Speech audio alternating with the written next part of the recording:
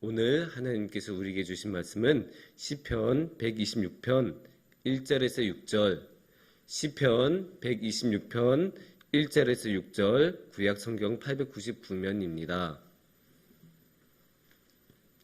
다 함께 한 절씩 교독하도록 하겠습니다. 여호와께서 시온의 포로를 돌려보내실 때에 우리는 꿈꾸는 것 같았도다.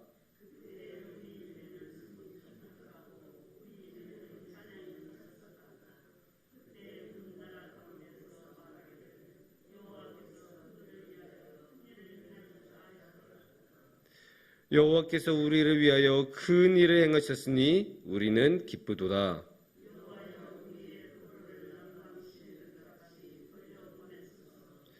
눈물을 흘리며 씨를 뿌리는 자는 기쁨으로 거두리로다.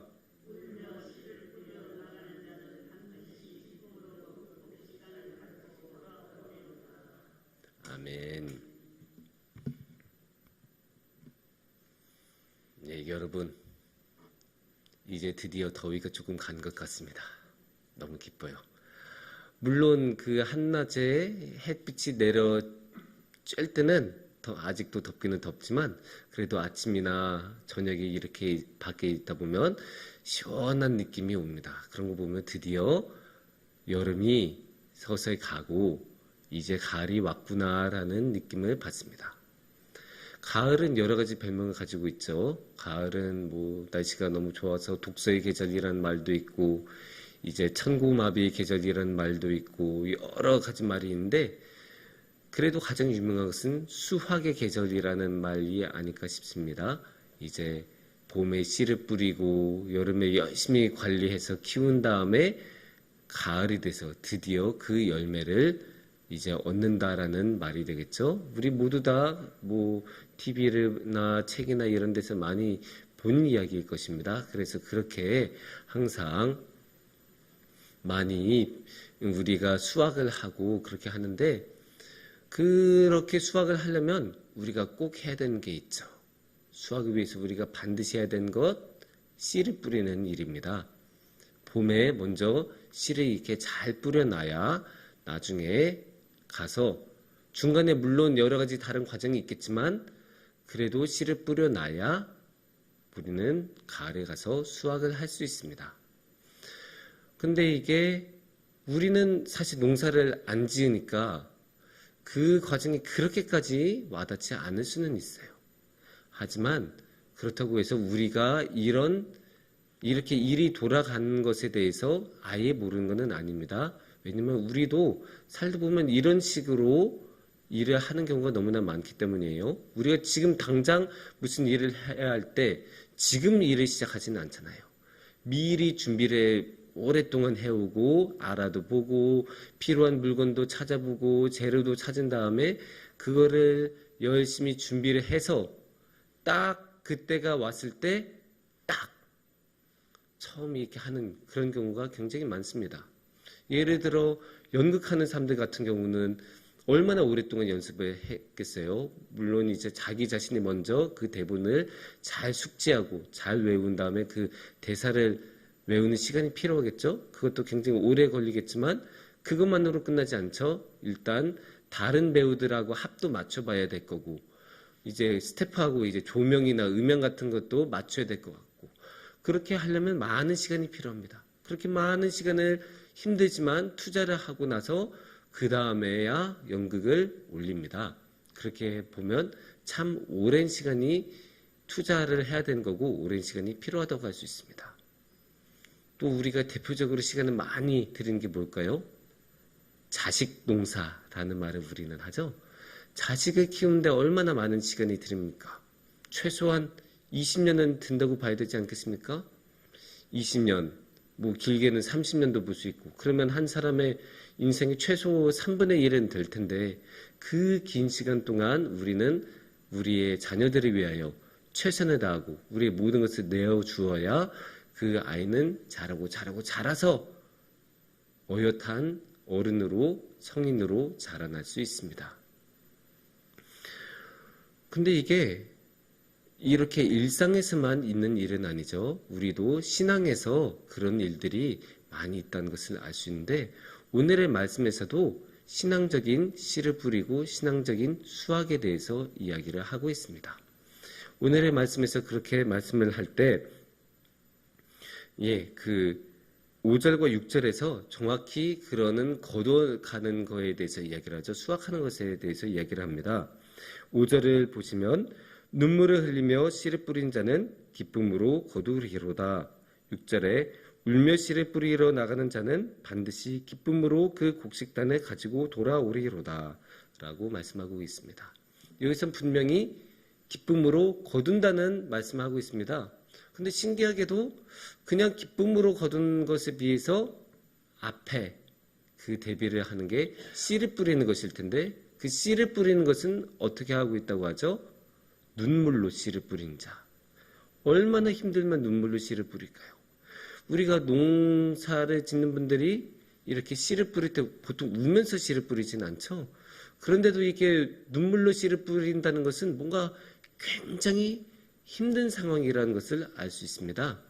그러면 오늘의 말씀은 어떤 힘든 상황이었길래 이렇게 눈물로 씨를 뿌린다고 할까요?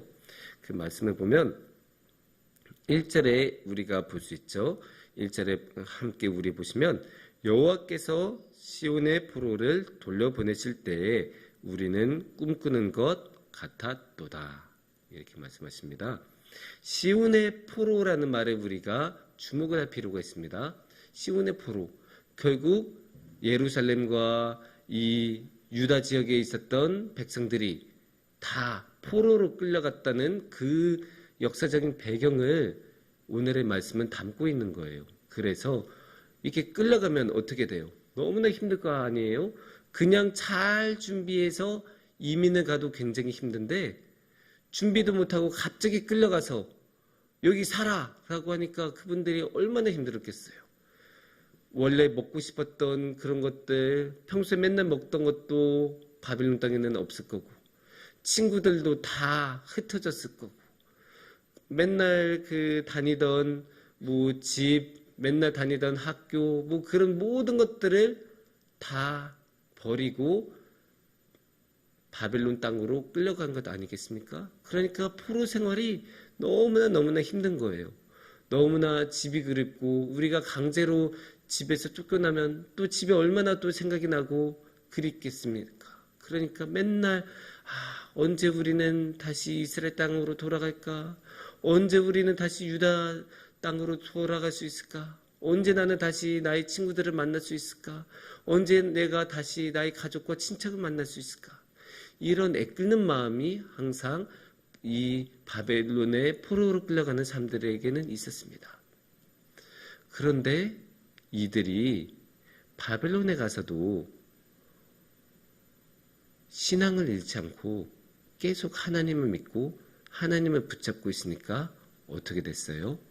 어느 날 다시 유다 땅으로 돌아가지 않았습니까? 그게 놀라운 일이죠. 사실 그렇게 끌려간 사람들을 누가 신경 써요? 나라 입장에서도 일단 확보된 인구는 절대로 포기하지 않는 게 당연한 일인데 나중에 다시 그래 너네 집으로 돌아가라. 너네 다시 유다 땅으로 돌아가라. 그렇게 칙령이 나오지 않습니까? 그게 얼마나 큰 은혜입니까? 그러니까 드디어 너무나 그리웠던 나의 조상의 땅으로 돌아가는구나. 내가 자라나고 나의 부모가 자라났던 곳, 나는 너무나 그리웠던 그곳으로 다시 돌아갈 수 있구나. 얼마나 감격이 되겠어요. 그러니까 이 말씀에서 같은 경우는 수확이란 게 여기서 그러면 어떻게 될까요? 여기서 수확이란 거는 다시 유다 땅으로 돌아간 것이 될 거고, 그러면 여기서 씨를 뿌리는 것은 무엇이 되겠습니까? 여기서 씨를 뿌리는 것은 이 바벨론의 땅에 끌려갔는데도 불구하고 신앙을 잃지 않고 끝까지 하나님을 향한 신앙을 붙잡고 또 하나님께 기도로 계속 아뢰고 부르짖었던 것, 이것이 바로 씨를 뿌리는 일이었을 거고, 그 과정, 그 기도가 너무 힘들어서, 그 삶이 너무 힘들어서 항상 울부짖을 수밖에 없고 눈물로 씨를 뿌릴 수밖에 없었지만 그렇게 끝까지 씨를 뿌린 결과 기쁨으로 단을 걷고 기쁨으로 다시 유다 땅으로 돌아갈 수 있는 그런 큰 은혜가 일어났습니다. 여기서 우리가 신앙적으로 배울 수 있는 모습들이 있죠. 우리가 아무리 힘들더라도 앞으로 우리가 거둘 수 있는 그 수확의 계절을 향해 우리는 지금 비록 너무나 출구가 보이지 않고 너무나 힘들더라도 기도하며 나아가야 한다는 것입니다. 기도하는 것이 결국 우리가 씨를 뿌리는 일이고, 우리가 지금 비록 너무 힘들더라도 계속 씨를 뿌리면서 그렇게 기도로 주님을 붙잡고 주님께 나아가면 우리는 기쁨의 수확, 기쁨의 열매를 얻을 수 있습니다. 왜냐? 하나님이 계시니까. 하나님께서 이 모든 일을 해주시니까. 그래서 가능한 거예요. 그냥 기도한다고 되지 않아요. 그냥 우리가 뭐 접시에 물 하나 받아들고 기도한다고 해서 그게 이루어지겠습니까? 아닙니다. 우리가 정말로 기도로 하나님께 나아가고 하나님께서 이 모든 것을 지켜주시고 이 모든 것을 이끌어 주시기 때문에 우리가 기도한 결과 그 씨뿌림에 대한 열매를 얻을 수 있습니다. 그게 오늘의 말씀에도 너무나 정확히 잘 나오고 있는 게 3절과 4절 말씀을 보시면 이렇게 말씀하고 계십니다. 여호와께서는 우리를 위하여 큰 일을 행하셨으니 우리는 기쁘도다. 여호와여 우리의 포로를 남방시내들 같이 돌려보내소서. 이렇게 말씀하고 있죠. 누가 하셨다는 거예요? 하나님. 누가 하셨습니까? 여호와 하나님께서 하셨다는 거예요. 지금 우리가 이렇게 포로로 돌아가는 일은 내 힘으로 된 게 아니라 하나님의 힘으로 된 것이다 라고 고백하는 거죠. 왜 그럴까요? 농사도 보면 여러분도 다 아시겠지만 이 농사를 짓는 분의 힘으로는 해결이 안 되는 일들이 너무 많아요. 갑자기 장마 쫙 그러면 농사 끝나고, 태풍 한번 확 들이치면 농사 끝나고, 비 안 오면 농사 끝나고, 그런 인간의 힘으로 해결이 되지 않은 게 얼마나 많아요. 그러니까 씨를 뿌린 다음에는 하나님께 기도하면서, 물론 관리도 열심히 해야겠지만 하나님께 기도를 하면서 하나님께 도와달라고 말을 할 수밖에 없는 거예요.